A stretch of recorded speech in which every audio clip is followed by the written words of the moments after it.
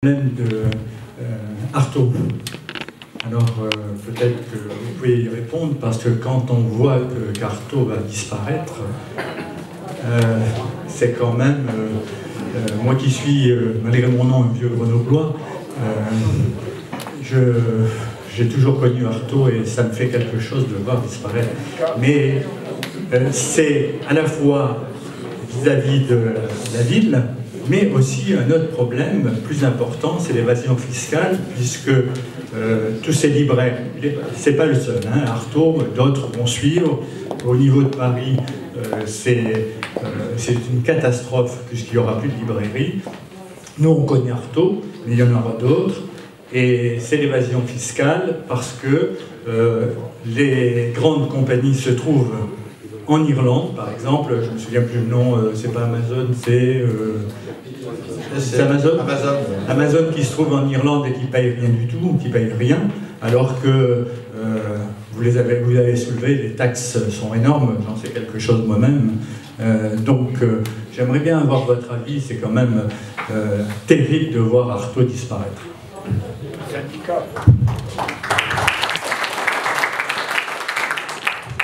Je change de chaise. Je voudrais juste, avant peut-être de passer la parole au candidat, vous expliquer un point de vue que j'ai en tant qu'entrepreneur. J'ai une activité qui, à la base, est traditionnelle. Mon métier, c'est de travailler pour des entreprises, des associations, des institutions qui ont besoin de faire savoir ce qu'elles ont à proposer ou les réalisations qu'elles font, et puis de faire en sorte que les journalistes, les médias les relaient. Aujourd'hui, effectivement, dans mon métier également, qui à la base est un métier traditionnel, et c'est pour ça que je fais un peu le pont, Internet a considérablement bouleversé la donne. Hein, c'est-à-dire que aujourd'hui, on va chercher l'information, on va chercher les livres sur Internet, le savoir sur Internet. Et c'est là où tout à l'heure j'ai relevé, d'un point de vue technique, le fait, quand je parlais du soutien aux entreprises, c'est peut-être, avant même qu'on parle, et je suis d'accord avec vous, d'évasion fiscale ou de fiscalité d'entreprise, je crois qu'il y a un problème d'innovation. Parce qu'il faut savoir que Grenoble a un tissu économique qui est composé d'énormément de start-up qui œuvrent dans le domaine de l'Internet. On parle de l'emploi des jeunes. On a ici à Grenoble le premier réseau social, donc c'est une sorte de Facebook, qui est dédié à mettre en relation des jeunes diplômés des grandes écoles avec des grandes entreprises et de leur permettre, à travers des projets où il y a des points, de pouvoir faire valoir leurs compétences auprès des entreprises. Ça, c'est à Grenoble. Internet, les connaissances en termes de e-commerce, de réseaux sociaux, de médias sociaux, c'est à Grenoble. Donc est-ce que, à ce moment-là, la municipalité ne peut pas trouver des talents ou des entrepreneurs qui sont confrontés à cette réalité de commerce à la fois physique et virtuel? Est-ce qu'à un moment donné, on n'aurait pas pu aider Artaud à vendre un petit peu peut-être des livres ou des objets, des produits sur Internet pour arrondir les fins de mois, pour pouvoir survivre? Parce qu'aujourd'hui, c'est pas possible de survivre pour une librairie sans Internet. Parce que de toute façon, il y a Google. Mais alors comment on peut créer le pont? Et c'est là où, à mon sens, les politiques et les entreprises, en rassemblant leurs compétences, pourraient éventuellement aider ces entrepreneurs en difficulté à innover dans leur activité traditionnelle pour pouvoir aborder de nouveaux marchés d'une façon différente et rentable. Donc voilà. Après, je vous laisse parler, c'est plus mon boulot. Merci, David. Mathieu.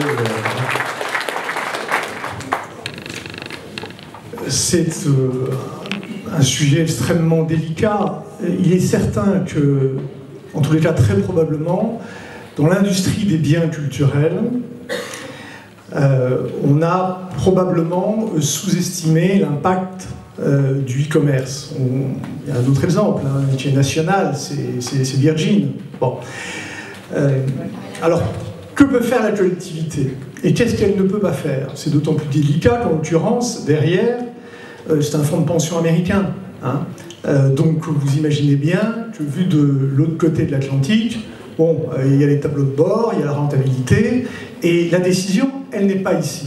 Alors dire, comme on a pu le faire croire par le passé, que le maire de Grenoble, parce qu'on a eu un exemple, quand il a pris l'avion, il a été à Palo Alto pour aller dire un certain nombre de choses à une grande entreprise locale, réputée, que c'était pas bien ce qu'elle faisait, etc. La réalité, la conséquence de l'initiative de Michel Destot qu'il a pris il y a quelques années, c'était que les grands spécialistes, ceux qui conseillent aujourd'hui à l'échelle nationale, les grands groupes internationaux pour dire où est-ce qu'il faut aller s'implanter, etc., eh bien certains l'ont dit et l'ont dit devant les médias, ils ont dit moi je ne suis pas sûr que je conseillerais à une grande entreprise de venir s'implanter dans une ville où le maire est capable d'aller quasiment s'enchaîner aux portes d'une entreprise, etc. Ça ne sert à rien de bomber le torse. Plus ils bombent le torse, en général, moins ils ont une capacité à agir. Donc il faut faire très attention à cela. Cela étant, la question, le sujet en question, je ferai une exception peut-être. Parce que, d'abord, on est sur des biens culturels. Et donc, vraiment, c'est quelque chose de fondamental, y compris en période de crise. Parce que quand l'offre culturelle sur un territoire s'atrophie, c'est lourd de menaces, y compris sur le plan de l'organisation de la société. Et ensuite, parce qu'il y a une chose, éventuellement, alors il y a la piste qu'a justement évoquée dans ses propositions Denis, mais il y a aussi peut-être une autre chose, par rapport à Artaud. Et je suis très surpris que le maire de Grenoble ne l'ait pas dit. Encore qu'il aurait fallu qu'il, dans son expression, qu'il en parle à André Vallini, mais je ne suis pas sûr qu'ils se parlent beaucoup, ces deux-là. Mais il y a une chose que peut faire la ville de Grenoble et le Conseil général par rapport à Artaud. C'est le levier de la commande publique. On peut considérer que Artaud étant partie prenante du patrimoine culturel grenoblois, ayant un rôle culturel et donc presque même aussi social d'une certaine manière, eh bien, il appartient aux collectivités publiques, à travers la commande publique qu'elle maîtrise, la ville, mais aussi en particulier en l'espèce sur les questions culturelles, le Conseil général, de dire, eh bien, nous nous engageons pour que ce site, pour que Artaud perdure, à travers la commande publique, nous pouvons le soutenir. Voilà ce qu'on pourrait faire concrètement, et je suis très surpris que Michel Destot n'ait rien dit à ce sujet-là. Merci Mathieu.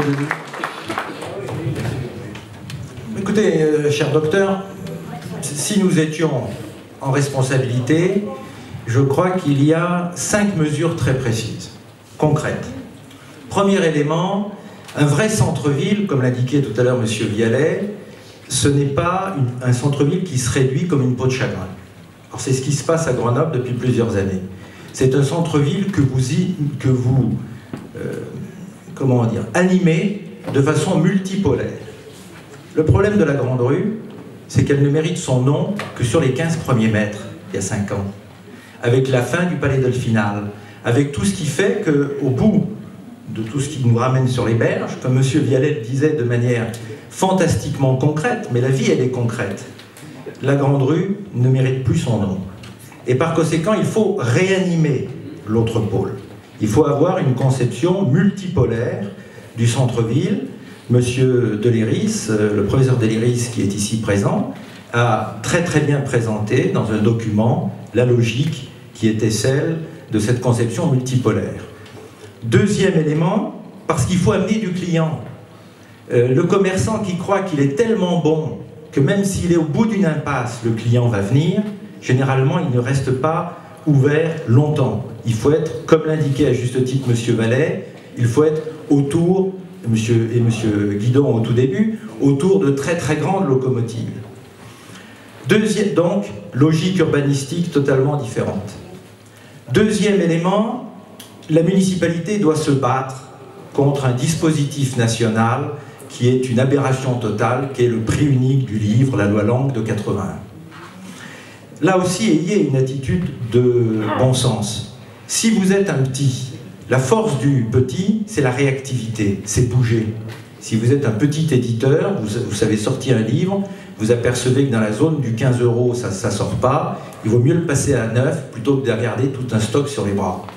Si vous êtes un petit libraire, pareil, vous faites des séances de signature, des écrivains qui viennent, etc. Vous faites venir et vous faites du chiffre. Et vous améliorez votre rentabilité parce que vous allez nécessairement, avec ce chiffre, pouvoir compenser un certain nombre de charges permanentes de fonctionnement, notamment les salariés et les locaux. La loi Lang, en ce moment, deux grands mammouths de l'édition essayent de la transplanter au Québec. Le Québec s'y oppose de façon radicale parce qu'ils aiment cette réactivité. Troisième élément, là aussi, certains pays nous l'ont montré, il faut faire vivre une commande locale. Quand vous êtes libraire et que vous voyez que, par exemple, ce qui a été le cas pour un certain nombre de libraires, mais ce qui est le cas également au niveau d'Artaud, que les collèges, les régions passent désormais les commandes des livres scolaires auprès des centrales d'achat en direct.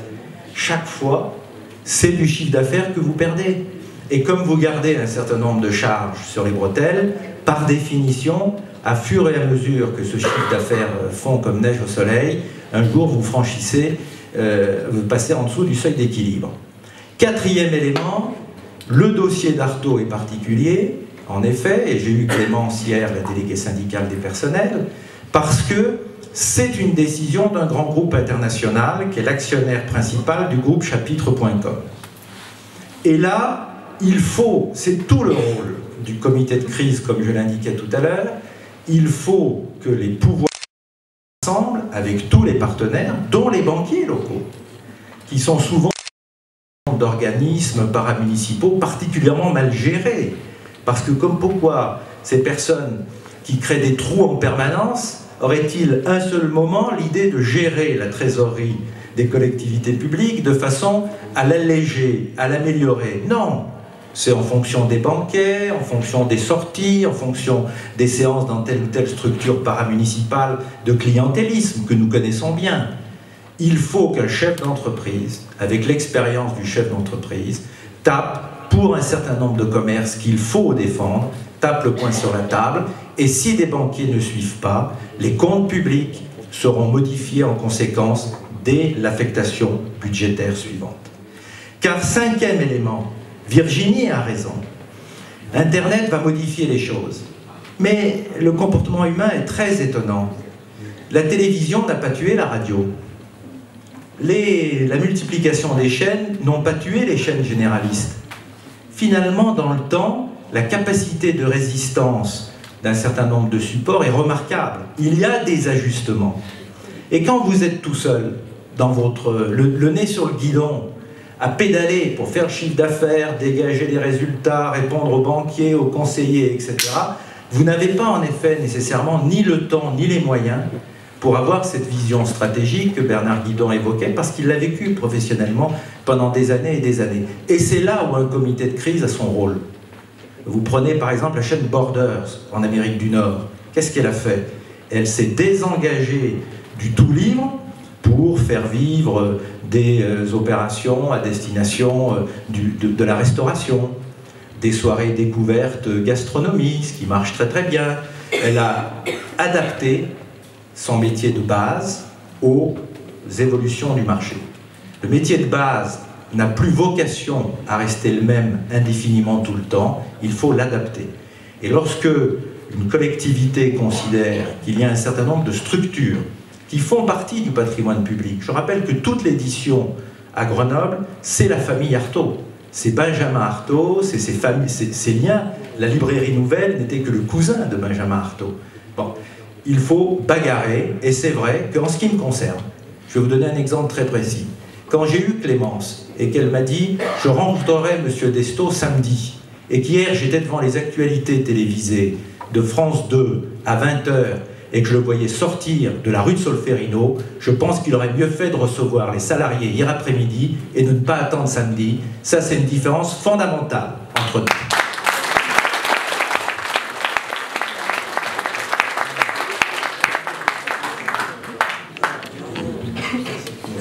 Bon, je vais dire un petit mot rapide.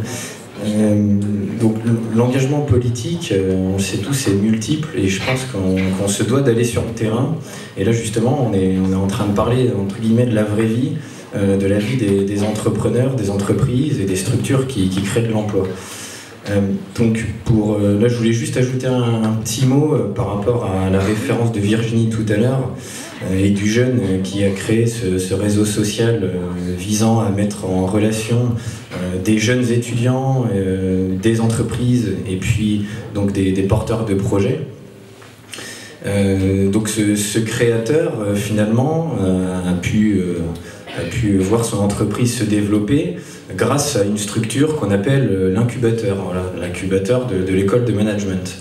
Donc ce jeune, je l'ai rencontré, c'est quelqu'un de passionnant, qui est également passionné par ce qu'il fait. Et je pense que c'est aussi une des caractéristiques du métier d'entrepreneur. Et le fait de créer une activité nécessite d'être passionné par ce que l'on va faire. Et tout simplement pour vous dire que finalement cette structure a pu voir le jour, il me semble qu'elle a été lancée fin 2011, donc finalement c'est une structure plutôt récente, 2010, bon 2010-2011, pour donc tout simplement rassembler les mondes justement, comme je le disais, mais grâce à une structure qui a pu faire en sorte qu'elle émerge. Et donc sans cette structure, mais qui était pour le coup liée à une école de commerce, hein, donc, parce que c'est un ancien étudiant de cette école-là, donc sans cette structure, peut-être que le projet n'aurait jamais vu le jour.